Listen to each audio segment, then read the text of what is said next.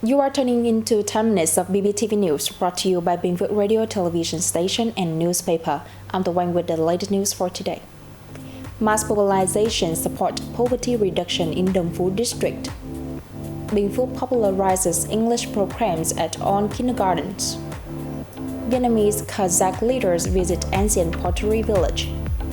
Domestic retailers continue to open new stores.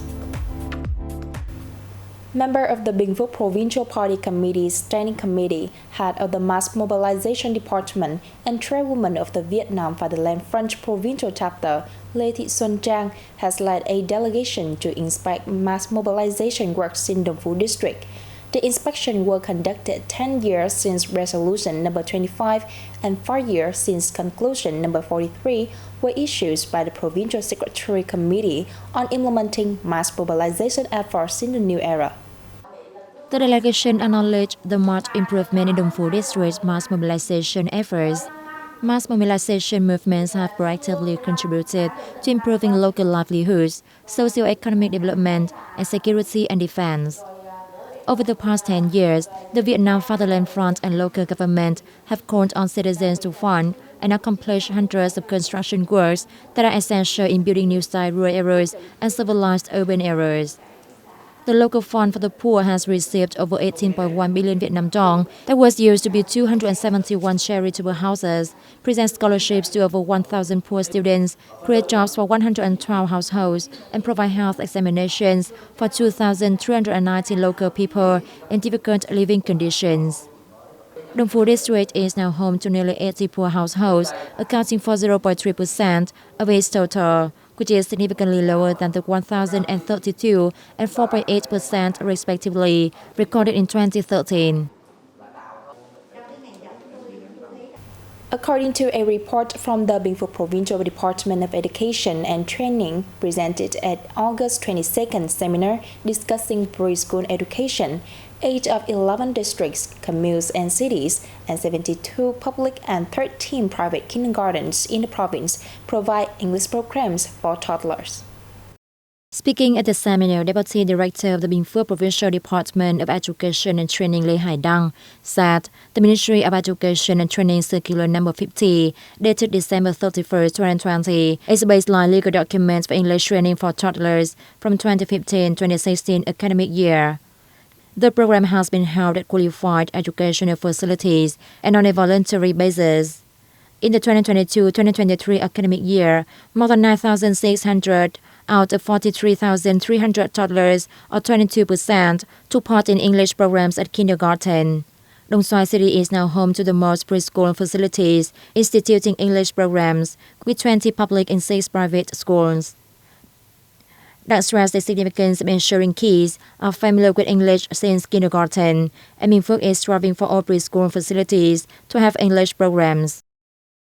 The 7th Binh Phuoc Sci-Tech Innovation Competition has been open since December 2021, and on August 22nd, judges gathered together at the Binh Phuoc Provincial Union of Science Technology Associations to select the best among 81 products, models, and solutions that enter the final round. The competition was announced in December 2021 and received applications since last May. After screening all submissions, the organizing committee has selected 81 products, models, and solutions for the final round. Of these, 22 solutions fall into the IT and communications category, 14 in education and training, 9 agroforestry, fishery, natural resources and environment, and the remainder in categories such as healthcare, administration, and energy, among others. After finishing readings for the final round, the best solutions were selected and received consultation and support on further improvements. They will then head to the national competition. The 7th Binh Phuoc Science Technology Innovation Competition is expected to conclude with an award ceremony in December.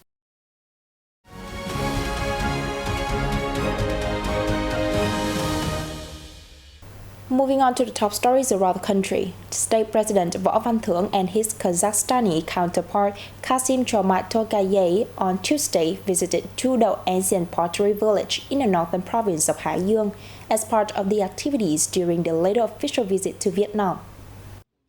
The village boasts a rich history and plethora of exquisite products in the Vietnamese ceramic art industry, which have been exhibited and introduced in numerous countries around the world. The two leaders were introduced to the distinctive features of Chu Dậu ceramics. They had an opportunity to admire unique ceramic products and visit workshops there. The two leaders congratulated Hải Dương province and the Chu Dậu Ceramic Joint Stock Company for successfully reviving valuable traditional ceramic products. They also expressed their hope that the locality and enterprises will continue to promote, develop, and bring local ceramics to the world.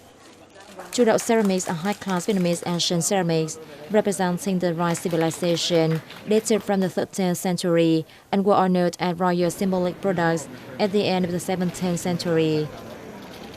The Kazakh president left Hanoi the same day, concluding his 3-day official visit to Vietnam at an invitation of his Vietnamese counterpart Võ Văn Thưởng. State President hosted a reception for visiting President of the Belgian Senate Stefan de Hoos on Hanoi on August 22nd, during which he affirmed that the state and people of Vietnam always treasure relations with Belgium and are keen on lifting up bilateral ties to a new height. Highlighting the significance of the Vietnam visit by Belgian Senate President, President Flynn said he believes the trip will open up a new chapter in cooperation between the parliaments of Vietnam and Belgium. Vietnam is grateful for the support that Belgium has provided during the country's past struggle for independence and present national construction and development, he said. For her part, the Belgian Senate President briefed her host on the fruitful talks and meetings with the Vietnamese legislative and government leaders and showed her impression on the nation and people of Vietnam. She said Vietnamese people are among most hospitable and friendly people in the world. De Hoos said that following her visit, many Belgian delegations will visit Vietnam to promote investment partnership with the Southeast Asian nation.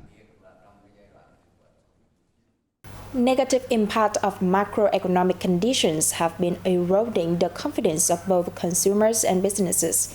Yet the Vietnamese retail market is still thriving with new and expanding distribution channels, according to experts. Domestic retailers have many advantages to win customers thanks to attractive product policies and deep understanding of customers and improved post-sale services.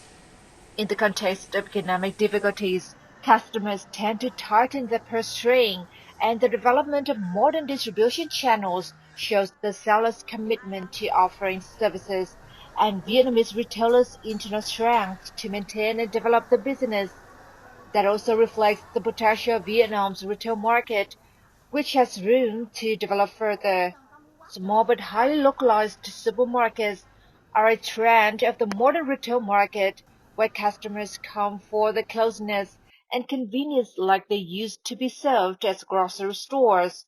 Especially since the outbreak of the COVID-19 pandemic, customers' shopping habits and behaviors have also changed.